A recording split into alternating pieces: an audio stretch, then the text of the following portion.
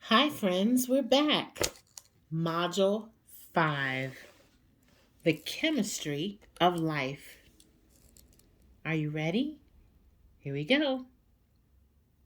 Introduction. In the past 3 modules, we introduced 3 of the 5 kingdoms in God's creation. You've learned a lot about the organisms within these kingdoms, and hopefully you've begun to develop a keen appreciation for the grandeur and complexity of the Creator's work. Now it's time to step back and look at biology from a different angle.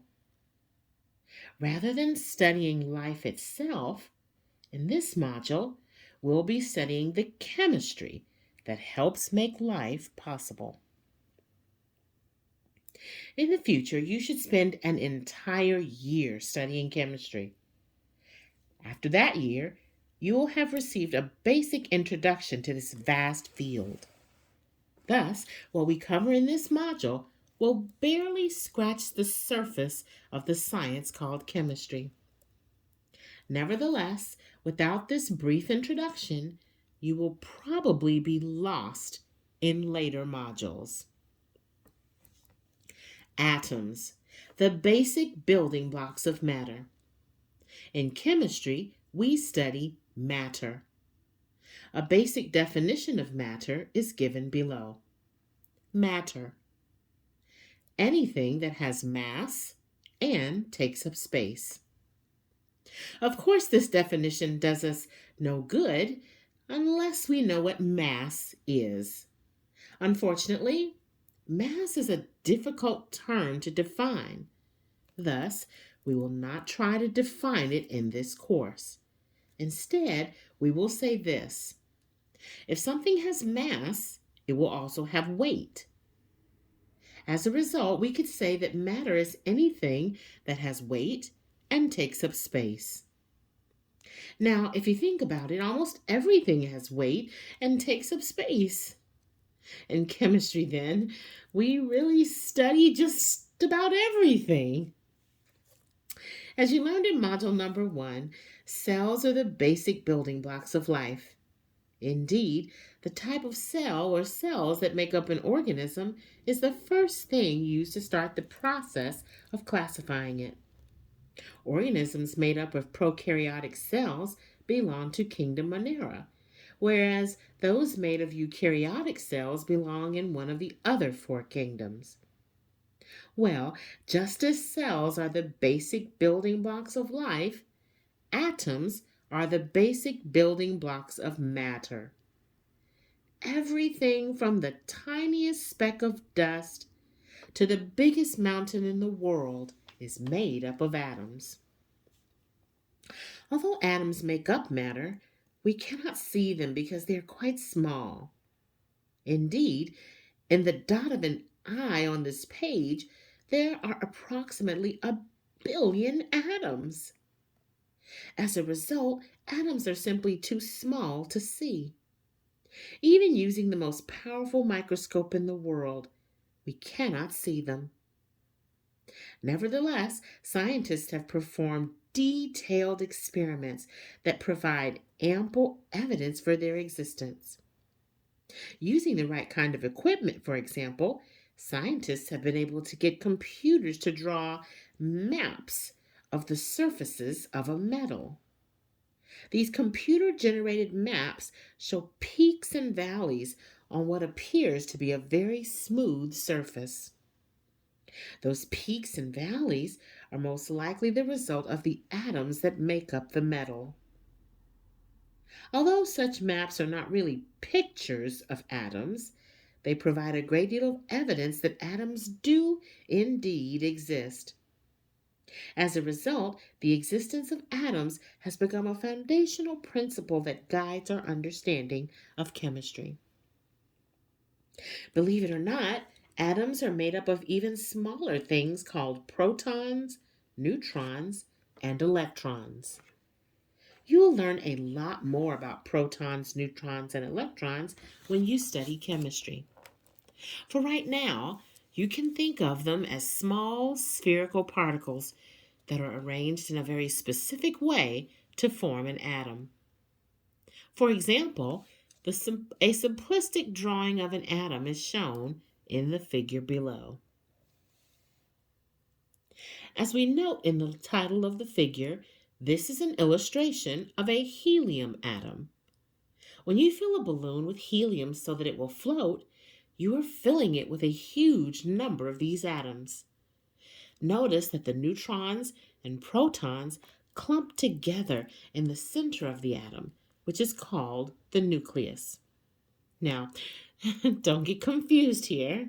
The term nucleus is also used to identify the organelle that holds the DNA in a eukaryotic cell.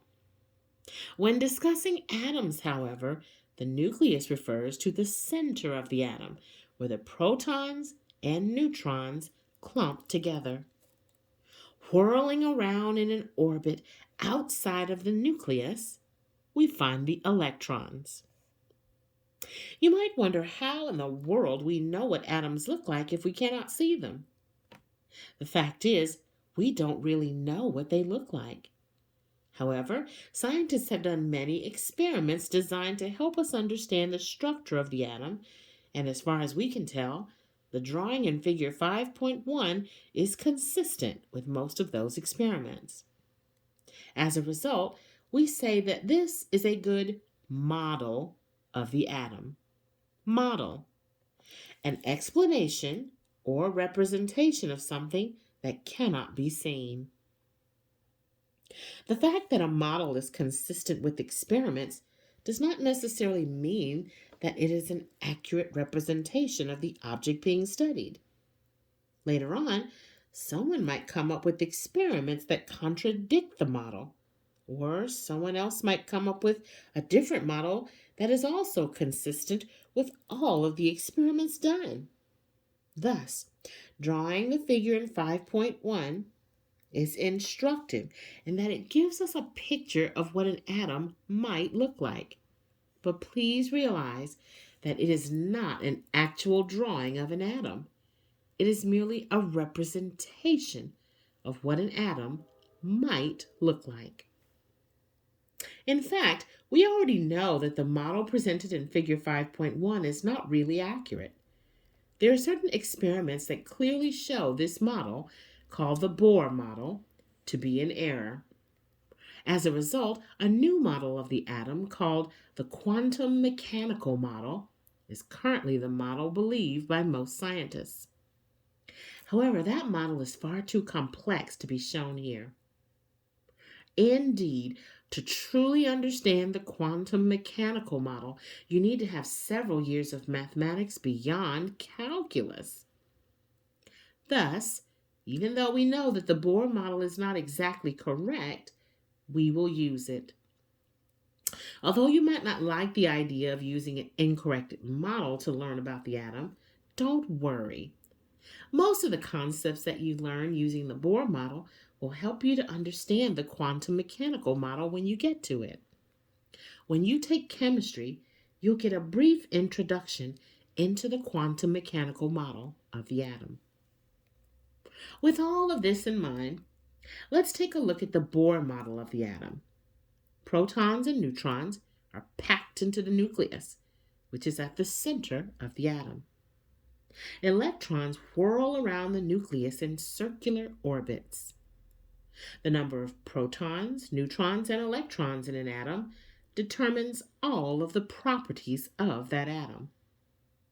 As we already mentioned, the atom pictured in figure 5.1 is a helium atom. You already know that helium is a gas that is lighter than air. That's why a balloon full of helium will float. Well, the fact that helium is a gas and the fact that it is lighter than air are both a result of the number of protons, electrons, and neutrons in the atom. If you change the number of protons, electrons, and neutrons in an atom, you change its properties.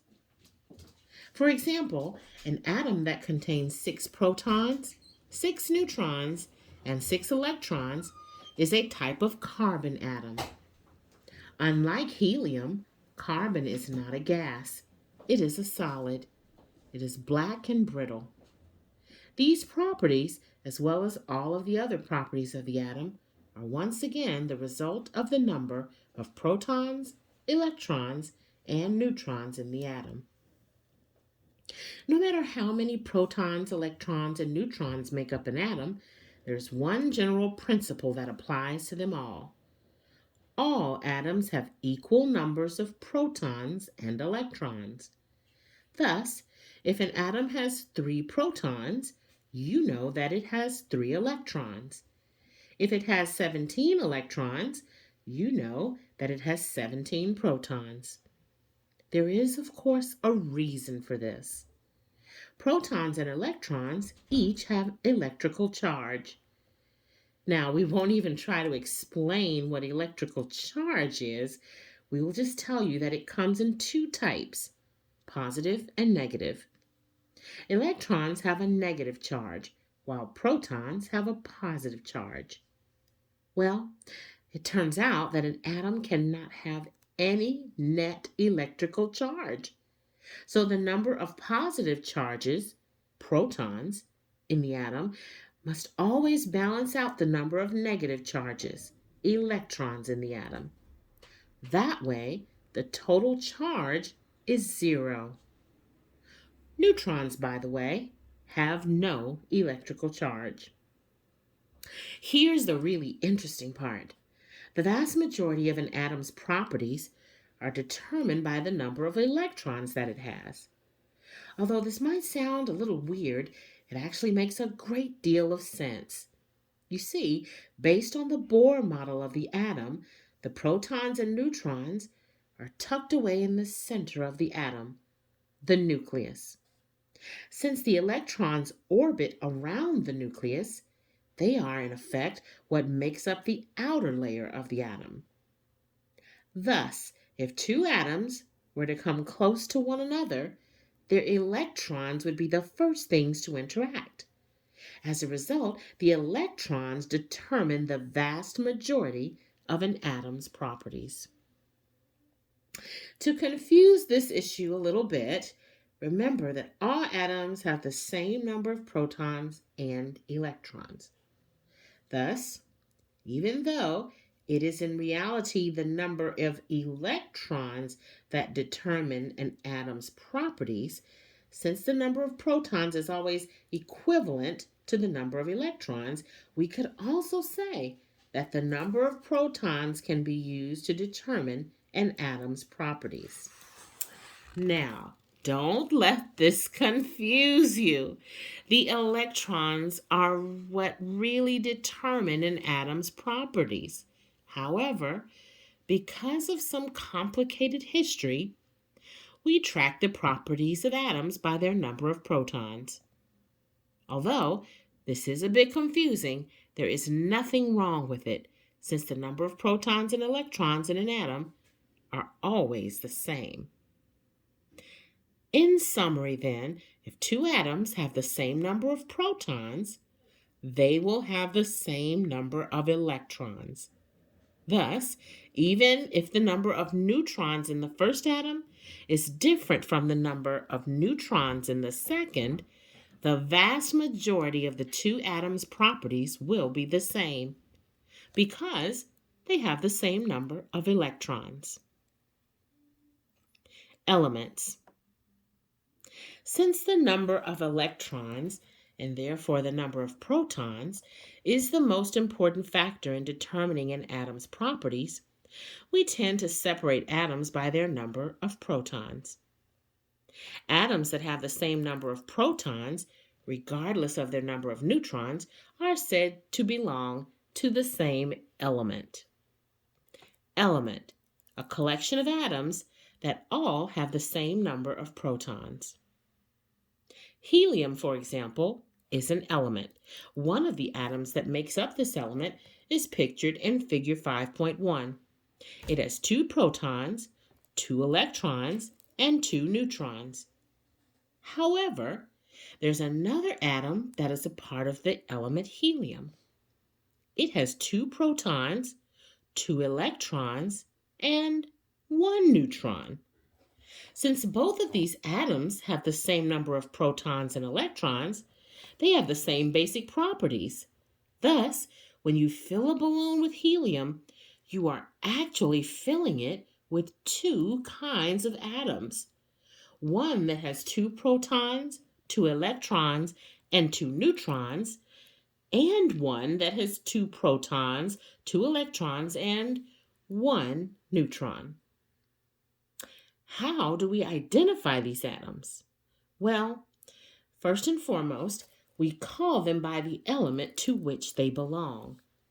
Thus, both types of atoms are called helium atoms. To distinguish between the 2 different atoms that make up helium, we add their protons and neutrons together. Thus, the atom with 2 protons, 2 electrons, and 1 neutron is called helium-3 because 2 protons and 1 neutron add to 3. The atom picture in figure 5.1 is called helium-4 because the 2 protons and the 2 neutrons add to 4. It is often convenient for us to abbreviate the name of elements so as to reduce the amount of time it takes to write them. Usually, an element is abbreviated by the first 1 or 2 letters of its name.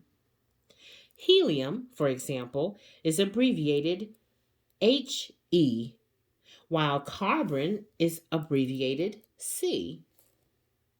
Unfortunately, some elements are also abbreviated by the first 1 or 2 letters of their Latin names. Sodium, for example, is abbreviated as Na because its Latin name is natrium. Even if an element has 2 letters in its abbreviation, only the first is capitalized. There is no real way to learn these abbreviations short of memorization, so you'll need to learn the abbreviations to follow biologically important elements. Although you are not required to remember this, you might be interested in the makeup of these elements. Carbon contains all atoms that have 6 protons and 6 electrons. Hydrogen is made up of all atoms that have 1 proton and 1 electron.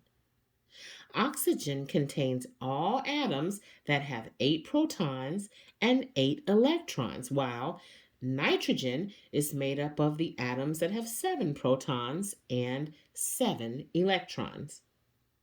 Finally, phosphorus contains those atoms with 15 protons and 15 electrons, while sulfur is made up of the atoms that have 16 protons and 16 electrons. Now, of course, there are many, many more elements that you will not really deal with until you take chemistry. In fact, there are currently 116 known elements in God's creation. Most likely, more will be discovered. For right now, however, we will concentrate mostly on the elements listed in Table 5.1. Before we move on to the next section, step back and review what you have learned. Atoms are made up of protons, neutrons, and electrons. No matter how many protons an atom has, it will have the same number of electrons. When different atoms have the same number of protons and therefore the same number of electrons, they're said to belong to the same element because they have the same basic properties. To name an atom, we call it by the element to which it belongs, followed by the sum of its protons and neutrons. Thus, when you see a name like sulfur 32 or S32 or sometimes 32S, you know that we're talking about a particular atom. The one that has 16 protons, that's what makes it sulfur, and 16 neutrons, that's how to get a 32 when you add the protons and neutrons together. On the other hand, if you see just the name sulfur or S, then you know that we are talking about an element which probably contains more than one type of atom. After all, there are several atoms that all have 16 protons and thus belong to the element sulfur, but have different numbers of neutrons. Now, it turns out that for the vast majority of situations in chemistry, the number of neutrons in an atom is completely irrelevant. This is once again because the major properties of an atom are determined by its number of electrons and therefore its number of protons. As a result, the element to which an atom belongs is by far the most important aspect of identifying an atom. Thus, you'll usually see just the element like sulfur instead of seeing a particular atom, sulfur 32, when you study chemistry.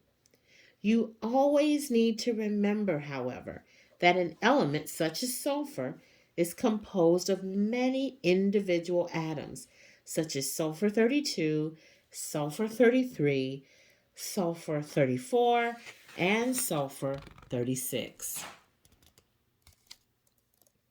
Molecules.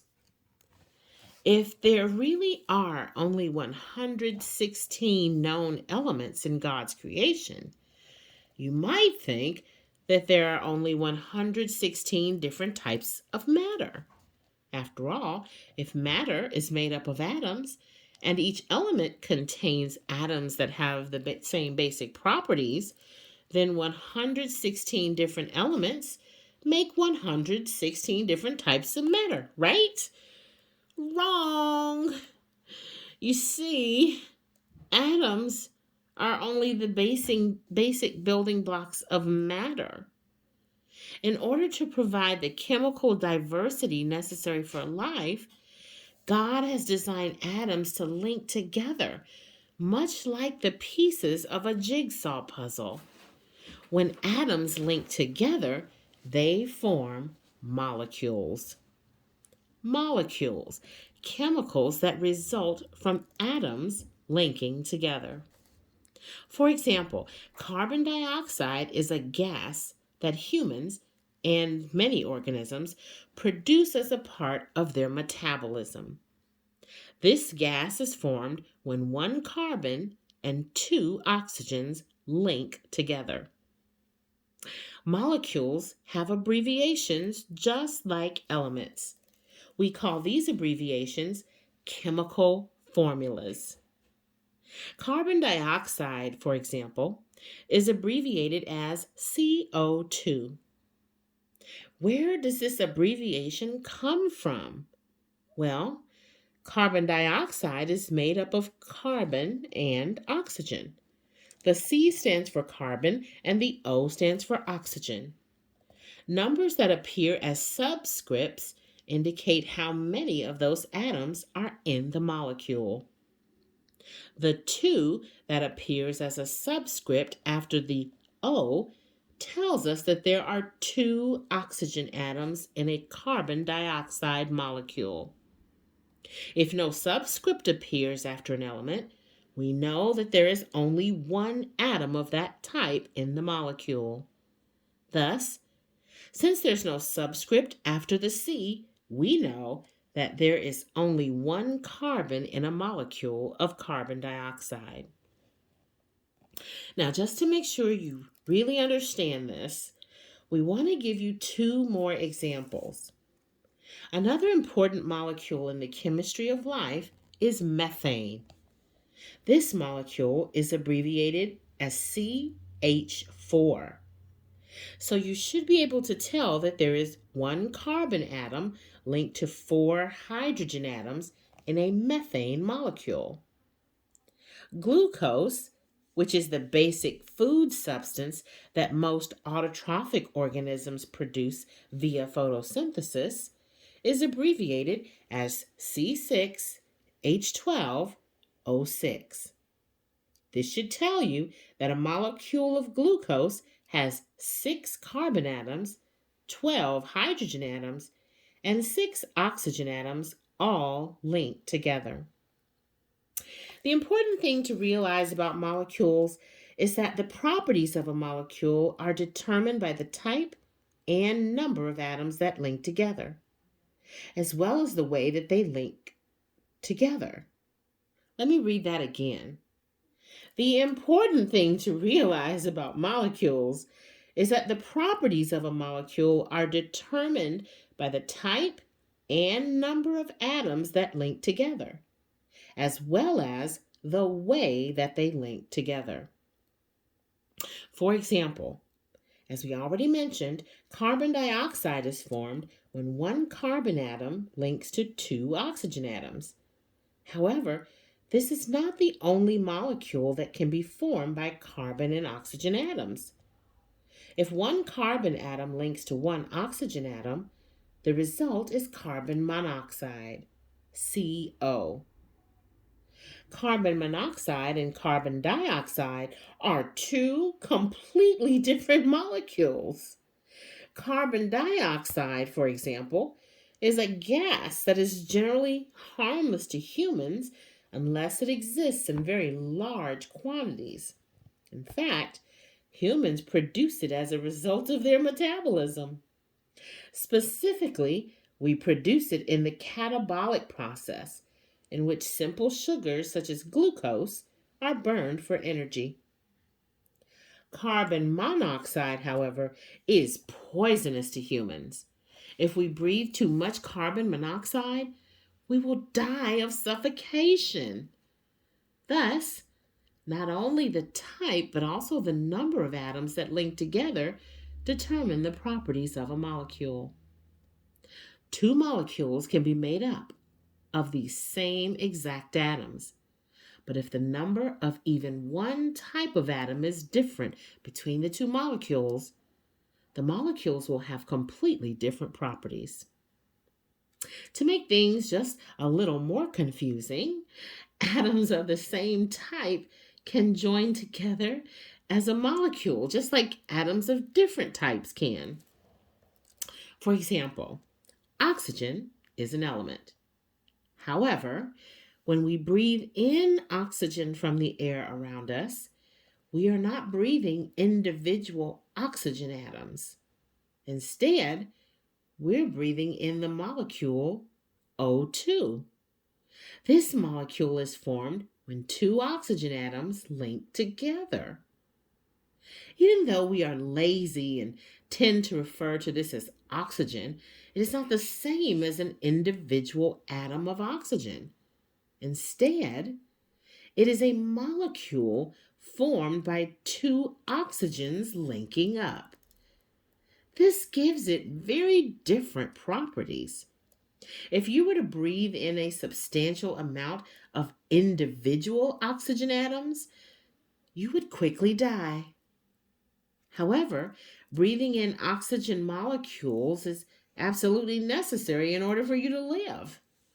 Other examples of molecules formed by the same types of atoms linking up are ozone, O3, nitrogen gas, N2, and hydrogen gas, H2. As you can see from their chemical formulas, ozone is a molecule made up of 3 oxygen atoms linked together. Nitrogen gas is a molecule formed by 2 nitrogen atoms linking up, and hydrogen gas results when 2 hydrogen atoms link together. We see then that molecules are formed when atoms link together. Different atoms can link together, as is the case with methane, CH, or atoms of the same type can link together, as is the case with oxygen gas, O2. Both the type of atoms that link together and the number of each type of atom determine the properties of the molecule. As you'll learn in more detail momentarily, the way in which atoms link up to form a molecule also affects the properties of the molecule. It is important for you to understand the distinctions between atoms, elements, and molecules.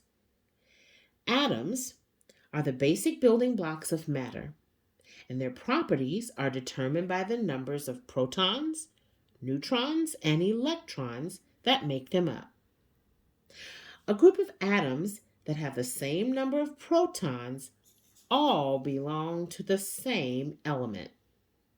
When you fill a balloon with the element helium, you are filling it with a bunch of helium atoms, some of which will be helium-3 and some of which will be helium-4. When atoms link together, they form molecules. The type of and number of atoms that link together determine the properties of the molecule. When you blow into a balloon to fill it up, for example, you are filling it with a lot of nitrogen molecules, N2, oxygen molecules, O2, and carbon dioxide molecules, CO2. These molecules have different properties because the number of and type of atoms that make them up are different. And that's where we will stop for now. See you next time for part 2 of Module 5, The Chemistry of Life. Bye-bye.